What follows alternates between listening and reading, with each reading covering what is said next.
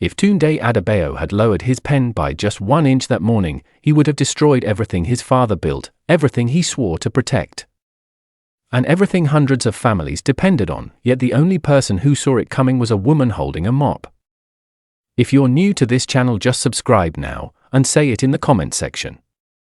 Lagos, 9:47 a.m.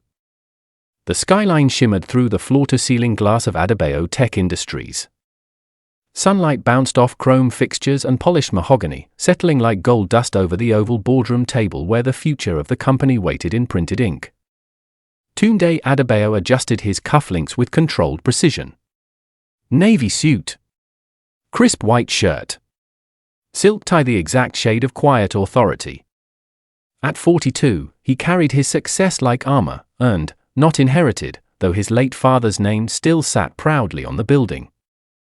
Before him lay a contract thick enough to feel important. Multi-billion naira expansion. 3 African countries. Infrastructure projects. Government-backed partnerships. The kind of deal financial newspapers would dissect for weeks. Across from him sat Chief Legal Officer Barrister Chika Okoye, composed and radiant in a tailored charcoal blazer. Her fingers rested lightly on the folder as if she were presenting a gift. "This," she said smoothly, "is the strategic leap we've been preparing for. Zentrix Global Holdings has cleared regulatory benchmarks. Their assets are substantial. Their footprint in East and Southern Africa will give us immediate dominance." A faint murmur of agreement circled the table. Chief Financial Officer Musa Bello leaned forward. Projected revenue growth in 18 months is 32%. Conservative estimate. Conservative. Tunde echoed, one eyebrow lifting. Musa smiled. Very. There it was. The air smelled faintly of polished wood, leather, and ambition. The weight of expectation pressed against the walls. Tunde glanced at the framed photograph near the credenza, a younger version of himself standing beside his father at the original factory launch in Ikeja. Back when they were fighting for contracts, not acquiring continents. His father had believed in one principle: never gamble the house. Expand wisely. Protect the people. Tunde placed his hand over the contract. Zentrix Global Holdings, he said slowly, tasting the name. "I trust we've completed due diligence." Barrister Chika nodded once. "Extensively." "Hidden liabilities?" "None material." "Pending investigations?" "Nothing that affects this transaction." Her voice carried calm assurance. Years of competence backed every syllable. She had served the company faithfully for nearly a decade. Tunde exhaled. Outside the glass wall, assistants moved briskly along the corridor, unaware that history was about to tilt. He uncapped his gold pen, a gift from his wife on his 40th birthday. The metal felt cool between his fingers.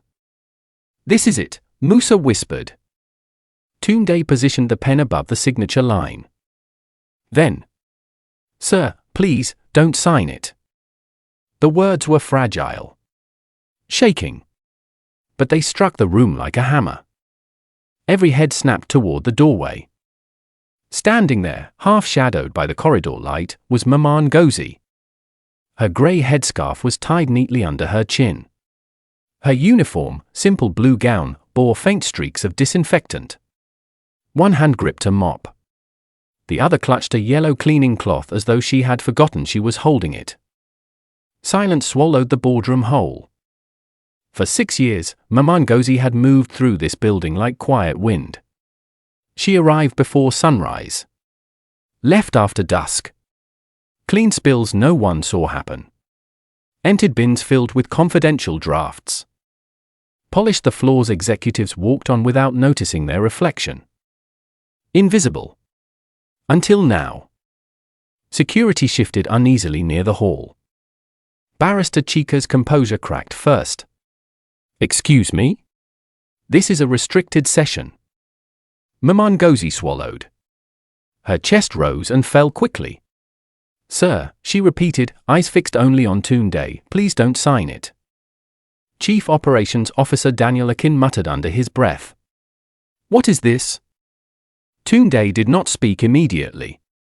He studied her. Fear trembled in her posture, yes, but not confusion. Not madness. There was something deliberate in her eyes. He raised a hand toward security. "It's fine." The guards paused. "Let her come in," Tunde said. A ripple of disbelief crossed the table. "Sir," Chika protested carefully, "we're in the middle of—" "I heard her." Maman Ngozi stepped forward. Each slippered footfall seemed louder than it should have been. The mop squeaked faintly against marble. She stopped a respectful distance from the table. Up close, Tunde noticed the lines on her face. Not weakness, experience. Grief had carved careful paths around her mouth. "Yes," he prompted. She glanced briefly at the others before returning her gaze to him. "The company on that paper." "Zentrix," Musa supplied dryly. She nodded. "I know them." A few executives exchanged glances. With respect, Daniel said, "How exactly would you know a multinational conglomerate?" Maman Ngozi's grip tightened around the mop handle. "My son worked there." The laughter that had begun to rise died mid-breath. Tunde's pen lowered a fraction. "In what capacity?" he asked evenly. "He was an internal auditor." "Emeka Nwosu." The name settled heavily. Barrister Chika adjusted her glasses. "I'm not familiar with that individual." "He wouldn't be someone you'd know," Maman Ngozi replied softly. "He worked in numbers. Quiet work." Tunde's expression did not change. "And what does this have to do with today?" Maman Ngozi inhaled deeply, as though drawing courage from somewhere far away. "Before my son died," she said, voice thinning but steady, "he warned me about that company." A faint shifting of chairs. "What kind of warning?" Tunde asked. "He said their books are not clean." The room stiffened. "Sir," Chika interjected, firmer now, "this is highly inappropriate. Allegations of financial misconduct are serious matters. We cannot entertain rumors." "It's not rumor," Maman Ngozi insisted quietly. Her eyes glistened, but her voice did not break. "He said they create small companies. Paper companies. They move money from one to another. They hide debts. They hide investigations." Musa scoffed. "That's speculative." 2 weeks before his accident, she continued, ignoring him, "he told me, Mama, if anything happens to me, never trust Zentrix." The word accident hung strangely in the air. Tunde's fingers tightened around his pen. "What accident?" he asked. "Car crash." Her voice softened. "They said it was brake failure." Silence pressed harder this time. Barrister Chika leaned forward.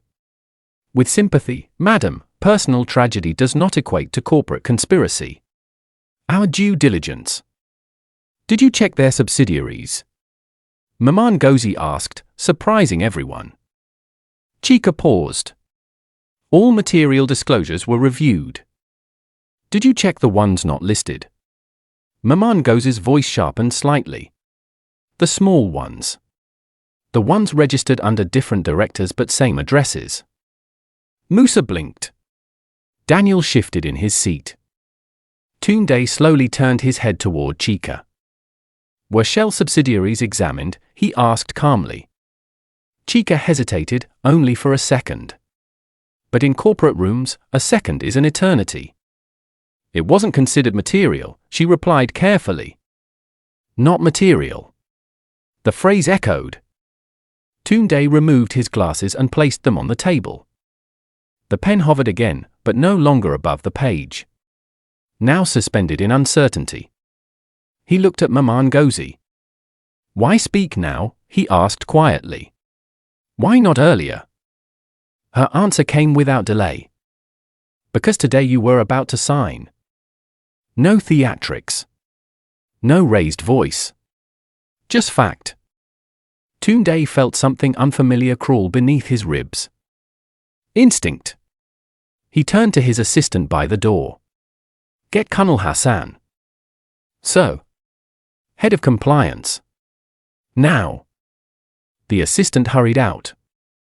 The boardroom atmosphere had shifted from celebration to interrogation in seconds. Barrister Chika's jaw tightened. This is unnecessary panic. Is it? Tunde asked mildly. She held his gaze. We have protocols. And we will follow them, he replied. Thoroughly. Minutes later, hurried footsteps approached. Colonel Hassan entered, laptop already open. So. I want a deep forensic review on Zentrix Global Holdings. Subsidiaries.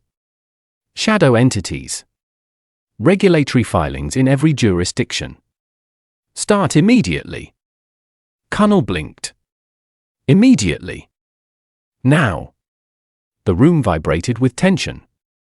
Maman Gozi stood quietly, mop still in hand, as though unsure whether she should remain.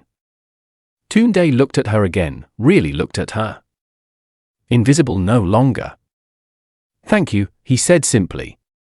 She nodded once. Outside the glass walls, Lagos continued its restless rhythm, cars honking, vendors shouting, deals closing. Inside, a signature waited. And for the first time that morning, Tunde Adebayo did not feel the urgency to write it. The boardroom no longer smelled like ambition. It smelled like tension. No one reached for water. No one checked their phones. The contract lay open before Tunde like a quiet accusation. Maman Gozi remained standing near the edge of the long mahogany table, uncertain but unyielding. The mop was still in her hand, a symbol of her station in a room where power usually wore tailored suits and polished shoes. Chief Financial Officer Musa Bello cleared his throat first. With respect, sir, this is spiraling beyond proportion. Tunde leaned back slightly in his chair. Explain. We have vetted Zentrix for 8 months. 8. Background checks, financial audits, regulatory scans. We've invested serious capital in this expansion. We cannot halt everything because of, he gestured vaguely toward Maman Gozi, an anecdotal warning. It's not anecdotal, she said softly. Musa gave her a strained smile. Madam, I'm sure your son was a good man. But large corporations attract rumors. Disgruntled employees? My son was not disgruntled. The firmness in her voice surprised even herself. Daniel Akin folded his arms. This is not personal. We're discussing billions of naira. And I am discussing my son, Maman Gozi replied, lifting her chin. He did not lie to me. Barrister Chika interjected before the exchange could sharpen further. Let's remain professional. Mr. Adebayo, due diligence reports were submitted to you personally. Independent auditors cleared their books. Tunde nodded slowly. Yes. They did. And, she continued, no regulatory body has issued formal sanctions against Zentrix. Formal, Tunde repeated. She held his gaze. Correct. Silence settled again. From the corner of his eye, Tunde noticed how small Maman Gozi looked in that enormous room. How easily she could have been dismissed. How often she probably had been. 6 years. 6 years cleaning the same floors these executives strode across daily without seeing her. He realized something uncomfortable, he did not know her full name. What is your surname? He asked suddenly. The question caught everyone off guard. She blinked. Nwosu, sir. Your son was Emeka Nwosu, he said, connecting the dots. Yes. Colonel Hassan's fingers moved rapidly across his keyboard from the far end of the table. He had remained quiet since entering, scanning public filings at lightning speed. Sir, Colonel spoke cautiously, I've pulled preliminary data.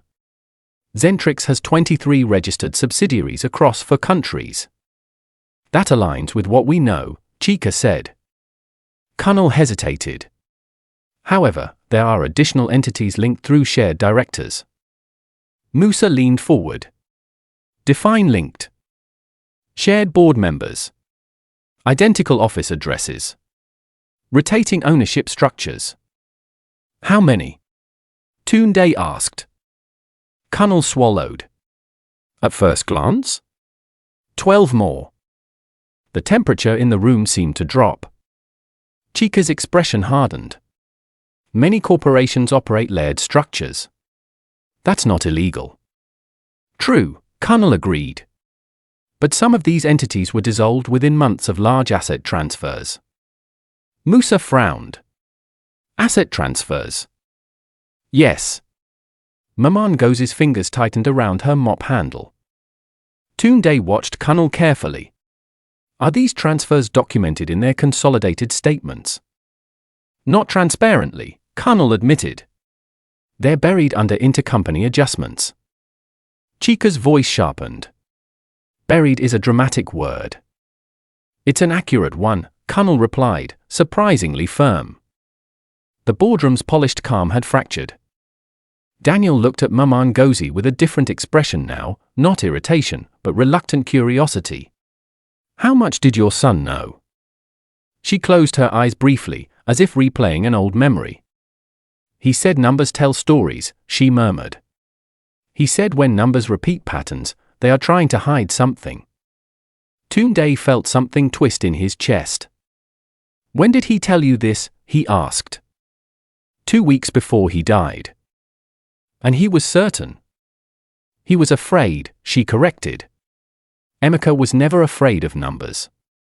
But he was afraid of people. The room absorbed that quietly. Musa rubbed his temple. Sir, even if irregularities exist, that does not automatically transfer liability to us. It could, Kunal said. If we acquire controlling interest and undisclosed debt surfaces. Chika turned sharply. That's speculative. It's risk, Kunal countered. Tunde stood up slowly. The simple act commanded silence. He walked toward the glass wall overlooking Lagos traffic. From this height, the city looked orderly. Manageable. But he knew better. Beneath the shine lay chaos, hustle, danger. His father used to say, success is not about speed. It's about timing. Behind him, voices murmured in low tones. He turned back. Maman Gozi, he said gently, why did you never come to me before today? She hesitated. Would you have listened? The question landed heavily. Tunde did not answer immediately. She continued, voice steady now. I clean offices, sir. I do not sit in meetings. I empty bins. I wipe tables after deals are discussed. I hear fragments. But nobody asks what I hear. The truth of it made several executives shift uncomfortably. I didn't think I had the right, she added quietly. Until today. Chika inhaled sharply. Mr. Adebayo, this is becoming emotional. Yes, he agreed. It is. He returned to his seat but did not sit. Instead, he placed both palms on the table. What is the worst-case scenario if we sign this? He asked Kunal. Kunal answered without hesitation. Undisclosed liabilities attach to us. Regulatory investigations extend to us. Our stock value drops. Banks tighten credit lines. We bleed. And best case. The deal is clean and we expand smoothly. Tunde looked at Chika. On a scale of 1 to 10, how confident are you? She straightened. 9. He shifted his gaze to Kunal. 6, Kunal said honestly. Musa groaned softly. We're hesitating over a 4-point gap. We're hesitating over billions, Tunde replied calmly.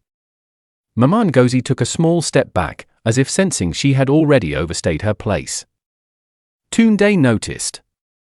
Stay, he said. She froze. You said your son warned you specifically about shell companies. Did he ever provide proof? Her eyes clouded. He tried. What do you mean? He kept copies at home. He said if anything happened, I should keep them safe. A stillness swept through the room. Where are they now? Connell asked urgently. Her lips trembled for the first time. After his burial, our house was broken into. No one spoke.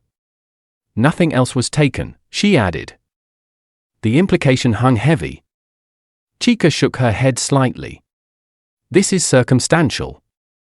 It's concerning, Connell said. Tunde felt the weight of leadership pressing hard against his ribs. If he dismissed this and signed, he would appear decisive.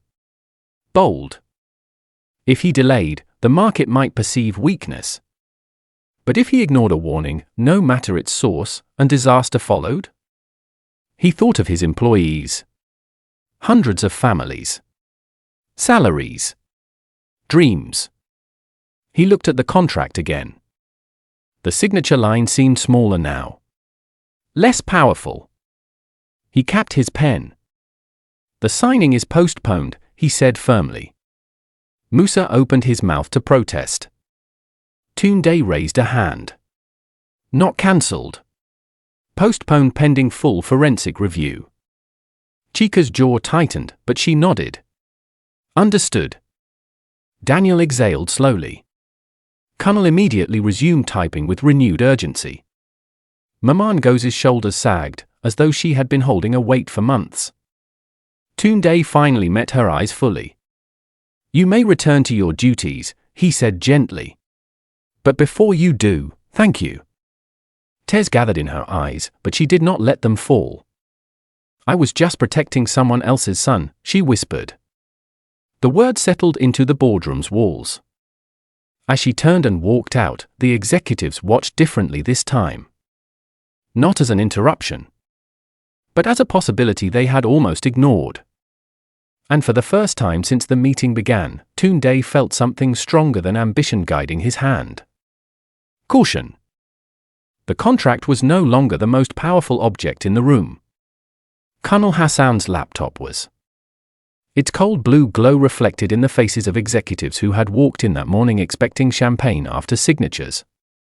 Now they leaned forward like jurors awaiting a verdict. Tunde sat at the head of the table, hands clasped, gaze steady. The decision to postpone had bought them time, but time in corporate warfare was expensive. Project it, he said. Connell connected his laptop to the screen at the far end of the boardroom. The company logo of Zentrix Global Holdings appeared first, sleek, confident, professional. Then the diagram loaded. A web. Lines branching outward from the parent company into layers of subsidiaries. Some familiar. Some newly uncovered. Some suspiciously temporary. Musa squinted. We already reviewed their structure. Yes, Connell replied. What we reviewed was the declared structure. He zoomed in. Entity A, Zentrix East Africa Infrastructure. Registered in Nairobi. Fully disclosed. A few nods. Entity B, Zentrix Southern Holdings. Johannesburg. Also disclosed. He clicked again. Entity C, Greenline Assets Limited. Silence. I don't recognize that, Daniel said. You wouldn't, Connell replied. It's not listed in the primary acquisition packet. Chica folded her arms. Greenline is a minor holding entity. Dormant.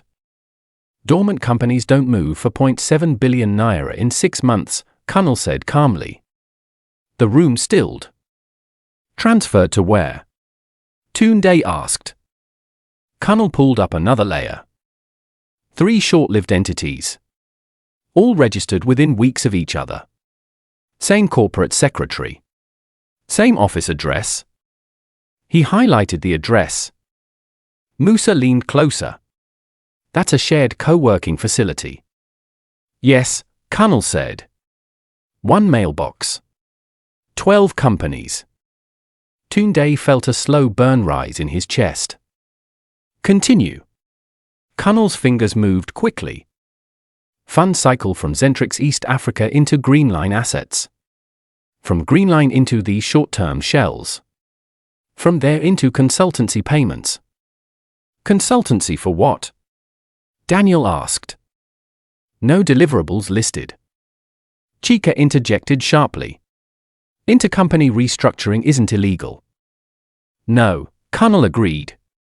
But opacity creates exposure. Tunde turned to Chika.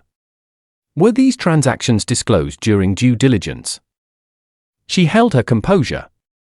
We examined audited statements. Audited by whom? Kunal asked quietly. Barton and Hale Associates, she replied. Kunal paused. Sir. Barton and Hale are currently under review by Kenya's Financial Reporting Council.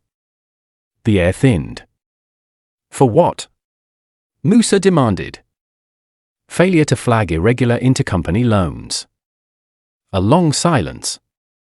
Tunde removed his glasses again, pressing his thumb and forefinger against the bridge of his nose. Show me the liabilities, he said. Kunal switched screens. A spreadsheet filled the display. Officially declared debt, 18 billion naira equivalent. That aligns with projections, Musa said quickly. Kunal nodded once. Unofficial contingent exposure? Potentially double. The words dropped like a stone in water. Double? Daniel echoed. Yes. If regulatory findings convert to fines. Chika's tone hardened. Potential is not certainty. Agreed, Kunal said. But acquisition terms state we assume outstanding liabilities post-merger. Musa leaned back slowly. Meaning if an investigation explodes. It explodes in our hands, Kunal finished. Silence swallowed the room. Tunde's gaze drifted briefly toward the door Maman Ngozi had exited through. Her voice echoed in his memory, their numbers are not clean. He looked back at the screen. Zoom into regulatory notices, he instructed. Kunal opened a database summary. 2 informal inquiries in Uganda. 1 preliminary compliance review in Rwanda. No formal charges yet. Yet, Tunde repeated. Yes, sir. Daniel ran a hand through his hair. Why weren't we alerted? Chika's jaw tightened. Because informal inquiries are routine. Not when they involve intercompany transfers of that magnitude, Kunal countered. Musa exhaled sharply. If this goes public after acquisition, our shareholders will crucify us. Shareholders are not my only concern, Tunde said quietly. The room fell still. He stood up again, pacing slowly. When my father started this company, he began, voice measured, we nearly collapsed in year 3. Musa looked up. He had heard parts of the story, but not often. A foreign supplier offered us an aggressive expansion loan. Attractive rates. Fast growth. We almost signed. What stopped you? Daniel asked. Tunde's eyes hardened slightly. Hidden clauses. My father caught them at the last minute. He turned toward the screen. If we had signed, we would have forfeited majority control within 5 years. The executives absorbed that. Expansion is intoxicating, Tunde continued. It blinds. No one disagreed. Kunal cleared his throat. There's more. The words tightened the air further. He opened a new file. 3 of the shell entities share one common director, Akinola Veritas. Chika frowned. That name wasn't on the primary board list. It wouldn't be, Kunal replied. He's listed as an external consultant. Background? Tunde asked. Kunal's face darkened slightly. Previously investigated in Ghana for procurement irregularities. Charges dismissed due to lack of evidence. Daniel muttered, convenient. Musa shifted uneasily. How exposed would we be if we signed today? Cunnell didn't hesitate. Significantly. Chica straightened in her chair. This narrative assumes wrongdoing. No court has proven misconduct. Tunde looked at her carefully. Why wasn't this surfaced earlier? She met his gaze steadily. Because none of it met the threshold of material disclosure under current standards. And your personal assessment, he pressed. A flick across her expression, annoyance? Frustration? My personal assessment, she said slowly, is that this deal still positions us strategically ahead of competitors. That wasn't my question. Silence. My assessment, she repeated, slightly cooler, is that risk is inherent in growth. Cunnell spoke carefully. Calculated risk, yes. Blind risk, no. The tension between legal and compliance now felt palpable. Tunde returned to his seat, folding his hands together. Run worst-case modeling, he told Cunnell. Assume regulatory escalation in 2 jurisdictions. Include legal defense costs, fines, brand impact. Cunnell nodded immediately. Musa rubbed his forehead. Sir, delaying too long could signal hesitation. Zentrix may walk. Then they walk, Tunde replied evenly. The simplicity of it stunned the room. Daniel studied him. You're willing to lose this? I'm unwilling to lose the company, Tunde corrected. The screen refreshed as Cunnell calculated projections. Numbers populated rapidly. Projected exposure, 41 billion naira. A low whistle escaped Daniel before he could stop it. Musa's face drained of color. That would wipe out 3 years of profit. And stall expansion indefinitely, Cunnell added.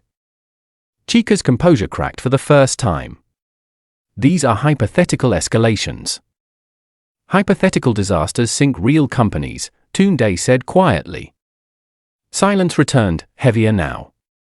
Outside, Lagos traffic moved relentlessly, unaware of the storm gathering 20 floors above. Cunnell closed his laptop slightly. Sir, based on current findings, my recommendation is to suspend negotiations pending independent third-party forensic audit. Musa nodded reluctantly. I second that. Daniel followed. Agreed. All eyes turned to Chica.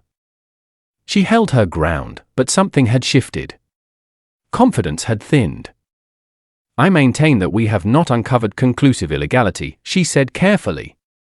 However, further verification would not be unreasonable. The concession was small, but significant. Tunde exhaled slowly. Then it's decided. He reached for the contract. Not to sign. To close it. The sound of paper folding echoed like a final verdict. We suspend negotiations effective immediately, he said. Notify Zentrix that additional verification is required. Musa nodded. Cunnell began drafting internal notices. Chica remained silent. Tunde leaned back in his chair, staring at the closed folder. A signature had nearly rewritten their future. Instead, a cleaner's trembling voice had forced them to look deeper. Numbers tell stories. Today, they had finally listened. By 4:12 p.m., the sun had shifted from bright gold to a harsher white, casting long, sharp reflections across the boardroom glass. What began as caution had turned into investigation. What began as suspicion was now unraveling into something far more dangerous. Cunnell had not left the building. Neither had Tunde. The rest of the executives had dispersed temporarily, but the atmosphere inside Adebayo Tech felt different. Whispers floated through departments. Emails were being recalled. Meetings quietly postponed. The signing had not happened. And that alone was enough to stir anxiety. Inside the boardroom, Cunnell projected a new set of documents onto the large screen. Tunde stood behind him, arms folded, watching the layers peel back. Third-party registry pools just came in, Cunnell said, voice tight with focus. Zentrix Global Holdings has direct ties to 9 additional shell entities we didn't initially see. Direct ties how? Tunde asked. Shared beneficial ownership? He clicked open a document. A name appeared repeatedly across incorporation forms. Akinola Veritas. Again. And again. And again. Tunde's jaw hardened. He's everywhere. Yes, sir. Explain it to me like I'm not an expert, Tunde said calmly. Kunal nodded. Imagine a circle of companies. Each company loans money to another. On paper, they look independent. In reality, the same people control them all. Money rotates internally to inflate valuation and hide debt. Circular financing, Tunde murmured. Yes. And when one collapses, it drags the rest. Tunde looked at the screen. And if we acquire the parent? Kunal didn't hesitate. We become the deepest pocket in the circle. The weight of that settled heavily. A knock sounded at the door. Musa entered, holding printed reports. You need to see this, he said. He placed the papers on the table. These are confidential memos from a contact in Johannesburg. Zentrix Southern Holdings is under quiet review by financial authorities. It hasn't hit the press yet. For what? Tunde asked. Unexplained asset inflation. Kunal leaned closer. Inflated assets mean overvaluation. Yes, Musa replied. Which means we were about to pay a premium price for numbers that may not exist. The realization landed like a physical blow. Tunde exhaled slowly. How close were we to final transfer? 48 hours after signing, Musa answered. Funds would have moved. 48 hours. A thin margin between security and disaster. Daniel entered moments later, looking unsettled. I've just spoken with a banking partner. Off record. They've quietly reduced exposure to Zentrix accounts over the past quarter. Why? Tunde asked. They won't say directly. But they described it as risk rebalancing. Risk. The word echoed through the room again and again. Kunal switched screens once more. Sir, there's something else. He opened a timeline. 2 weeks before Emeka Nwosu's accident, Zentrix initiated a rapid internal audit restructuring. Tunde's eyes narrowed. Restructuring how? They dissolved 2 internal audit positions. Which ones? Emeka's was one of them. Silence fell like a curtain. Musa swallowed. Are you suggesting? I'm suggesting nothing, Kunal replied carefully. I'm stating sequence. Tunde stared at the timeline. Audit flags irregularities. Audit position dissolved. Auditor dies in brake failure accident. He felt something cold slide down his spine. Was the accident investigated? He asked. Police report says mechanical failure, Daniel answered. No foul play recorded. But? Tunde pressed. But the vehicle was serviced 3 days prior. The room froze. Kunal closed his laptop slowly. Sir, we were about to merge with a company carrying silent structural fractures. Tunde walked toward the glass again. Below, Lagos pulsed with life, vendors shouting, buses swerving, deals being made in markets and offices. Above it all, decisions shaped futures. He turned back. If we had signed, he said quietly, what would be happening right now? Musa answered honestly. We'd be celebrating. And in 6 months? Defending ourselves. And in a year? Surviving. The truth tasted bitter. A soft knock interrupted them. It was Barrister Chika. She stepped inside, composed, but not untouched. I've reviewed additional findings, she said evenly. Zentrix's legal disclosures were technically compliant. Technically, Tunde repeated. Yes. Morally, he asked. A pause. That's subjective. Is it? Silence stretched between them. Chica walked closer to the screen. I admit, she said carefully, these subsidiary patterns are concerning. Kunal didn't speak. He didn't need to. Tunde studied her. Did you know the full extent of this structure? Her eyes flickered for half a second, too brief for most to notice. No, she said. It was a clean answer. But something in the air felt unsettled. Tunde held her gaze a moment longer, then nodded. Prepare formal termination notice, he said calmly. Cite failure to disclose material financial structuring complexity. Chica inclined her head. Understood. And Chica, he added. She paused. Ensure our documentation trail is flawless. It will be. When she left, Daniel exhaled deeply. We were seconds away. Yes, Tunde said. Kunal reopened his laptop. There's confirmation now, he said quietly. One of the Ugandan inquiries escalated this afternoon. It hasn't hit public release yet. How long before it does? Musa asked. Days. Maybe weeks. Tunde's stomach tightened. If we had signed this morning, Kunal continued, our name would already be embedded in those filings. A silence of pure realization filled the room. $1 billion naira catastrophe avoided by a trembling voice at the door. Tunde closed his eyes briefly. He saw Mamangozi standing there again. Holding a mop. Alone. He opened his eyes. Find her, he said. Daniel looked confused. So? Find Mamangozi. I want her here.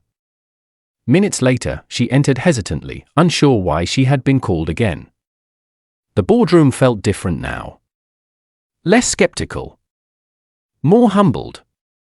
Tunde walked toward her. Kunal, he said, nodding to the screen. Kunal displayed the web of shell entities. Mamangozi stared at it. Her breath caught softly. That's what he tried to explain, she whispered. The circles. Tunde faced her fully. You were right. Her hands trembled. Kunal spoke gently. If we had signed, we would have absorbed all of this. Tears gathered in her eyes, but she blinked them back. I only remembered what my son told me, she said. I didn't understand everything. You understood enough, Tunde replied. The room stood in silence. No applause. No dramatics. Just truth settling into place. Musa cleared his throat. Sir, press outlets are requesting comment on delayed signing. Tunde nodded. Release statement, strategic review ongoing. No further comment. Yes, sir. Mamangozi shifted uncomfortably. Sir, may I return to my work? Tunde looked at her, then at the massive boardroom around them. You already did your work, he said quietly. She didn't know how to respond to that. As she turned to leave, every executive in that room watched her differently. Not as staff. Not as interruption. But as the reason the company was still standing unshaken. Hours later, news alerts began circulating quietly among financial circles. Zentrix Global Holdings under preliminary multinational financial review. Tunde read the alert on his phone. He imagined what the headline would have been if they had signed. Adebayo tech linked to Zentrix financial probe. He slipped the phone back into his pocket. The building felt steadier now. Not because danger never existed, but because someone invisible had chosen to speak. And someone powerful had chosen to listen. By the next morning, the storm that had almost swallowed Adebayo Tech Industries was no longer theoretical. It was public. Financial blogs began posting cautious headlines. Industry analysts circulated internal memos. By noon, mainstream business channels were running tickers. Zentrix Global Holdings faces multinational regulatory review. Tunde stood in his office, reading the reports in silence. Had he signed at 9:47 a.m. the day before, his company's name would be stitched into every one of those headlines. Instead, Adebayo Tech remained untouched. Not lucky. Protected. And the person who had protected it was likely pushing a cleaning cart down the third-floor corridor at that very moment. A soft knock interrupted his thoughts. "Come in." Kunal entered first, followed by Musa and Daniel. "It's escalating faster than expected," Musa said. "Ugandan regulators confirmed formal inquiry this morning. Kenyan authorities are reopening dormant audit files." Daniel added, "Banking partners are already distancing themselves from Zentrix." Kunal placed a printed document on Tunde's desk. "Preliminary asset freeze possibility." Tunde nodded slowly. "How exposed are we?" "Zero," Kunal replied firmly. "Because we never signed." The words carried quiet triumph, but also sobering awareness. Tunde walked to the window overlooking Lagos again. The city was alive as always, yellow buses weaving recklessly, street vendors balancing trays of oranges, skyscrapers piercing the hazy sky. Business never slept here. But integrity? Integrity often did. He turned back to his team. "I want a full internal review," he said calmly. Musa blinked. "Of Zentrix?" "No." "Of us?" Silence. Daniel frowned slightly. "So? We nearly walked into a financial minefield. I want to understand how close we came and why we didn't see it first." Kunal nodded slowly. "Fair." Chika entered at that moment, holding a folder. Her expression was composed, but fatigue lingered behind her eyes. "Termination notice delivered," she said. Zentrix responded with disappointment but no resistance. "No resistance?" Musa repeated. "None." That, more than anything, unsettled the room. Tunde studied her carefully. They didn't push back. They cited a mutual strategic timing misalignment. Daniel scoffed softly. Convenient phrasing. Chika placed the folder down. "We are legally clear." Tunde held her gaze for a long moment. "Good," he said finally. There was no accusation in his tone. But there was awareness. After the others left, Tunde remained alone in his office. He picked up his phone. "HR," he said when the line connected. "Please send Maman Ngozi to my office." There was a slight pause on the other end. "Yes, sir." Minutes later, a hesitant knock sounded. "Come in." Maman Ngozi stepped inside slowly, hands folded in front of her. She had clearly rushed, her scarf slightly askew. "You called for me, sir?" Tunde gestured to the chair opposite his desk. "Please. Sit." Her eyes widened slightly. She had never sat in that office before. She perched on the edge of the chair, uncertain. Tunde leaned forward. "I owe you an apology," he said. She blinked. "So? I have walked past you for years without ever asking your name." Emotion flickered across her face. "You have responsibilities," she said softly. "So do you," he replied. Silence settled gently between them. "Your son," he continued carefully, "was brave." Tears filled her eyes immediately. "He believed numbers should tell the truth," she whispered. "And because of him," Tunde said, "this company still stands steady today." She shook her head slightly. "I only spoke."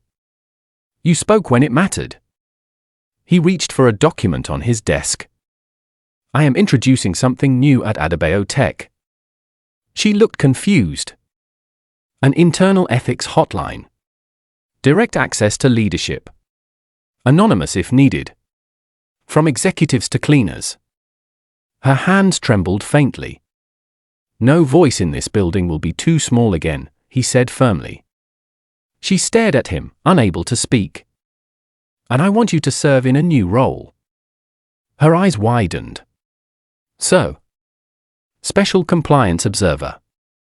She looked utterly bewildered. I don't understand, she admitted. You understand more than you think, he said gently. You see this building differently. You hear things others dismiss. You trusted your instincts when others trusted paperwork. She shook her head slowly. I am only a cleaner. You are a guardian, Tunde corrected. Tears slipped down her cheeks now, freely. I don't have education like you, she said quietly. You have integrity, he replied. And that cannot be taught. Later that afternoon, Tunde stood before the entire company in the main auditorium. Hundreds of employees filled the seats, engineers, administrators, accountants, drivers, cleaners. The atmosphere buzzed with curiosity. News of the halted deal had spread. Tunde stepped to the podium. Yesterday, he began, voice steady, we nearly signed one of the largest expansion deals in our history. Murmurs rippled. We did not sign. Silence fell. We discovered structural financial risks that could have severely damaged this company. Whispers grew louder. But that is not the most important part of this story. He stepped away from the podium. The most important part, he said, scanning the crowd, is who warned us. He gestured toward the side of the stage. Maman Ngozi stood frozen, overwhelmed. The auditorium gasped softly. Please come forward, Tunde said. She walked slowly onto the stage, unsure of her steps. For 6 years, Tunde continued, she has cleaned our floors before dawn. Many of us have walked past her without noticing. The room grew still. Yesterday, she noticed something we did not. He paused. She saved this company. A stunned silence filled the auditorium. Then, slowly, applause began. It spread row by row until the entire hall stood on its feet. Maman Ngozi covered her face, overcome. Tunde raised his hand gently, and the applause softened. From today, he said, Adebayo Tech Industries operates under a new principle: integrity has no rank. He announced the ethics hotline. He announced internal compliance reforms. He announced the creation of the Special Compliance Observer role. And when he placed a simple identification badge around Maman Ngozi's neck, bearing her full name, Ngozi Nwosu, the applause returned, louder than before. Not because she wore a new title, but because something fundamental had shifted. After the event, employees approached her differently. Engineers nodded respectfully. Accountants shook her hand. Even executives held her gaze longer. Tunde stood at the back of the auditorium watching it unfold. Musa approached quietly. You changed the culture in one afternoon, he said. No, Tunde replied. She did. Across the hall, Maman Ngozi wiped her tears and smiled through them. For the first time since her son's death, she felt his voice had been heard. And inside Adebayo Tech Industries, something stronger than profit had taken root. Integrity. The kind that does not wear a suit. The kind that sometimes carries a mop.